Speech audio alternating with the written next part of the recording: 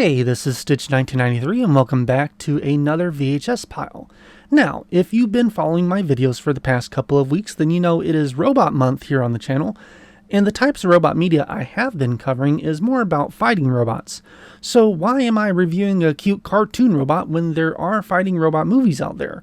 Well, all of those have been released on newer media such as DVD and Blu-ray, but Stitch 1993, Robot Wars, has a VHS exclusive movie, some of you might say.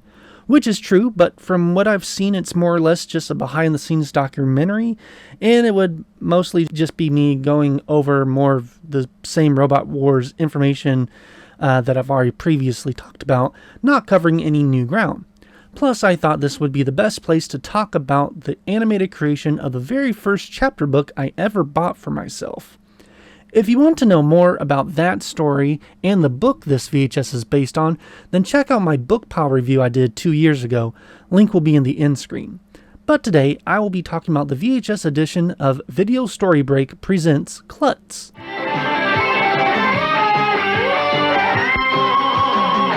A little insight into Video Storybreak. This was a show that ran on CBS from 1985 to 1989, with Bob Keeshan being the presenter for the main run and Malcolm Jamal Warner for the reruns in the early 90s. Each of the 3 seasons was about 10 episodes long, and each episode was based on a different book that was published around that time. With C.L.U.T.Z. being the first episode of Season 2, originally airing on September 14th, 1985, based on the book of the same name that was published just 3 years earlier in 1982. Now on to the VHS. Of course, I will review the VHS box and the tape itself, then go over the plot of the video. So on the front here, we have a nice white, almost I guess cream background here. We have the Video Storybreak logo at the top, and we've got C.L.U.T.Z. written in blue print here, and then we've got C.L.U.T.Z. and Rodney on a very brown background here. Now, the background does not show up, from what I recall, in the special, so I'm not sure where this background is from, but I believe these are 2 images taken directly from a portion of the video. And then, of course, about here at the bottom, we've got the Playhouse Video logo, which is what published the video. On the left and right sides, we have a blue border with the Playhouse Video logo at the top, the VHS information at the bottom, including this little thing that says Volume 2, which we'll get into a bit more later. Then we've got the Video Storybreak logo, and then C.L.U.T.Z. this time in the white print. On the right-hand side of the 2 borders, we also have a barcode. On the top, it's the same. We've got the Video Storybreak logo and C.L.U.T.Z. again printed out behind a blue border, of course. And on the back, we've got a picture of the Butler robot from the story, and then some information. So, of course, it goes over Video Storybreak a little first, or Video Storybreak, The Children's Choice. A children's library comes to life. Video Storybreaks are half-hour, approximately, programs of books that children themselves have put on the bestseller list. Each show in the Video Storybreak collection is a delightfully animated tale that children will applaud and parents will appreciate. This series is highly regarded by educators and librarians who feel it stimulates children's interest in reading and reinforces their cognitive skills. Entertainment and educational value, that's what your child will get from this volume in the Video Storybreak series. Volume 2, C.L.U.T.Z. Blast off with Bob Keeshan as he hosts this outlandish adventure, C.L.U.T.Z. Good help is hard to find, even in the future. At least that's what the Pentax family discovers when their search for the perfect housekeeper comes up with the perfect C.L.U.T.Z. C.L.U.T.Z. is a combined level unit type Z, in other words, an old model robot high on enthusiasm and low on competence. Though he may have forgotten the nuts and bolts of good housekeeping, his lovable personality wins the affections of young Rodney Pentax. It isn't long before the 2 become fast friends, with C.L.U.T.Z. in the lead and Rodney tightening up after him. When C.L.U.T.Z. mistakenly sends Mr. Pentax into orbit, literally, it looks as if nothing can save him from the junk heap. Approximately 25 minutes, not rated. Of course, then we've got at the bottom here the copyright information and the Playhouse Video information, as well as the Playhouse Video logo. Looking at the tape itself, it's the usual black VHS tape. However, the sticker is actually printed sideways. So to see all the information, you have to tilt it to your left. And then we've got the Playhouse video logo, the video Storybreak logo, and the C.L.U.T.Z, this time printed in plain black. And then, of course, all the copyright information. And it does include the runtime there at the bottom. On to the story. Bob Kinshoff gives a brief introduction to the story we are about to watch. This actor was very prolific at the time, as he was the star of his own show, Captain Kangaroo, which aired from 1955 to 1984, and before that he played Clarabelle the Clown on the Howdy Doody Show from 1947 to 1952. After his brief introduction, it's on to the main story. I must say, I love the artwork for this special. It feels like they took it right out of the pages of the book. Rodney is watching a robot football game. His mother tells him he needs to eat breakfast, but the meal is an instant meal which doesn't taste very good, as even Rodney's dad doesn't eat his and asks for just a cup of coffee instead. A robot salesman then calls them on the telecom system. Rodney's dad advises he ran an ad in the local news that they were looking for a robot to assist with chores around the house, including cooking.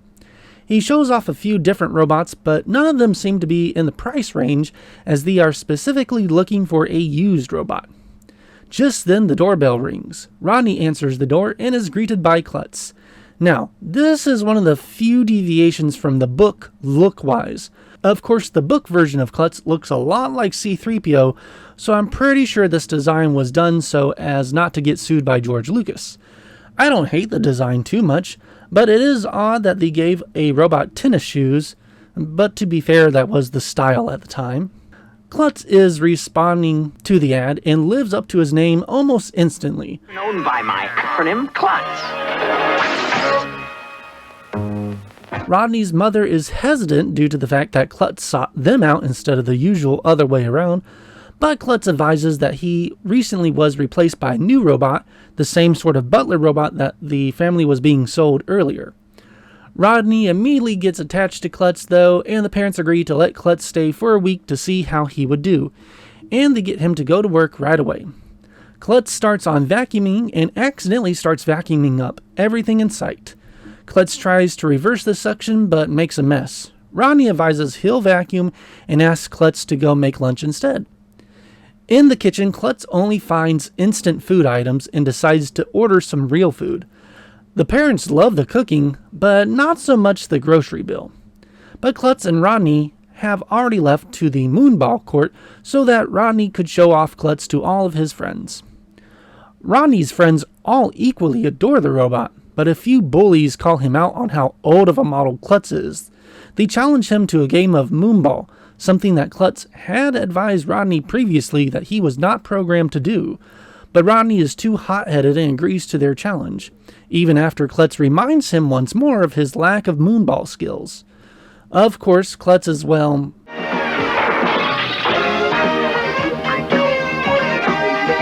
a klutz when playing the game, and they lose the game. But Rodney admits he should not have agreed to the challenge in the first place and apologizes.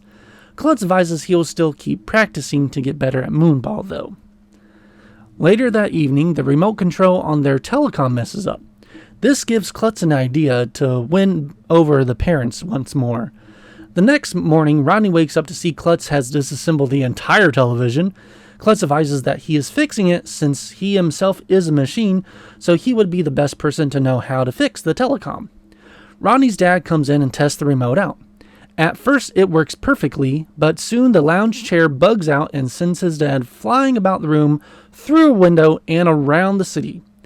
Eventually some sky policemen help Rodney's dad with securing the chair and rescuing him. Due to this, among prior issues, the parents say they'll be putting C.L.U.T.Z in the junk heap tomorrow. But C.L.U.T.Z leaves that night, leaving only a note for the Pentax family to read once they wake up. C.L.U.T.Z then places himself in the junk heap. Rodney wakes up and goes out to look for him. Rodney's mom decides they do need a robot, though, and calls the robot salesman back up to buy their own butler robot, hoping this will make Rodney forget about C.L.U.T.Z. There is a small time skip of a day or two, then Rodney wakes up to find the robot butler already helping around the kitchen. The butler is a little too good at his job though, as now the kitchen smells like disinfectant and the breakfast cooked is a vitamin-enriched instant meal that tastes horrible. Rodney's dad just asks for coffee again, but the butler deems that unhealthy as well and advises he'll make him a protein drink instead. Rodney tries to go to the Sky Police to report a missing robot, but the Sky Police advise they don't help with finding missing robots. Rodney watches the Sky Policeman throw an apple away and realizes that C.L.U.T.Z must be in the trash area of the city. He finds C.L.U.T.Z but accidentally gets confused for trash himself and is placed on a conveyor belt. But C.L.U.T.Z rescues Rodney, and Rodney pleads for him to come home. Later that evening, Rodney's parents find out that he did not report to school that day. The butler robot is still cleaning the house. Rodney and C.L.U.T.Z come home, but the butler advises they must be decontaminated before they can enter the house. Rodney's dad fires the butler robot and allows C.L.U.T.Z to live with them. Rodney is happy and the animation ends. Overall, pretty book accurate in my opinion. The animation is very stylized, if not a bit on the cheap side, though being in the 80s this was consistent of most cartoons of that era. But there's a lot of charm to be found in the 25 minutes of screen time. If you haven't read the book, I highly recommend checking it out at your local library or wherever you can find it. Then check this out. It's free to watch right here on YouTube.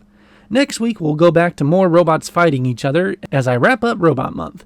If you enjoyed this video, check out my other VHS Pile reviews, and remember to like and subscribe. Until next time, thank you and have a good day. Bye-bye. C.L.U.T.Z, better known by my acronym C.L.U.T.Z.